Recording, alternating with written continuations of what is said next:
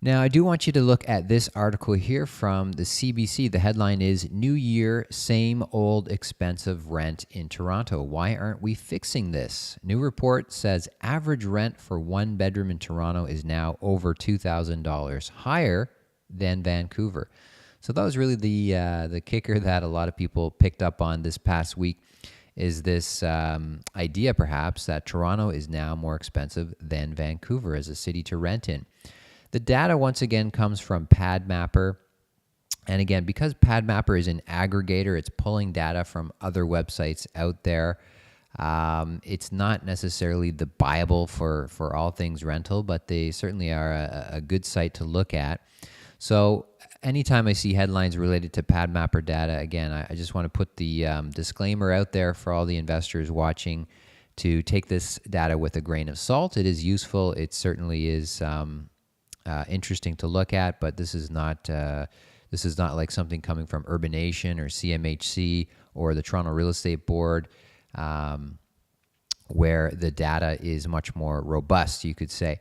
But that being said, it is very interesting to note that that the rental prices have gone up so much in Toronto that we are perhaps on a similar level, maybe above, maybe below the city of Vancouver. But I think the point that I want to bring to you as a condo investor is that even if our rents are higher than Vancouver, the price to rent ratio, so the price that you have to pay for a property versus the rent that you're going to get on it, that ratio is much better, much more investor friendly in Toronto than it is in Vancouver.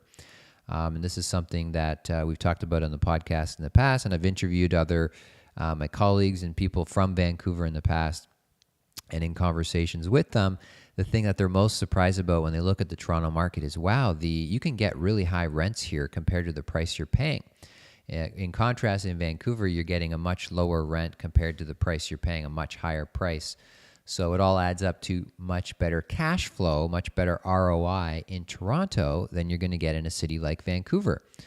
And the reality is that it's another reason why I believe that prices have a lot of room to grow still in Toronto. We are still maturing as a city. When you become more of a global city, like a Vancouver, like a New York, like a Hong Kong, and other cities, London, like that, what you find a similar pattern is that the cash flow situation, the ROI, the cap rate, depending on how you want to define it, how you want to look at it, it gets worse and worse and worse as you go into the more major cities, and vice versa. If you go into the smaller cities and smaller towns, you tend to get better cash flow, better cap rate, and so on.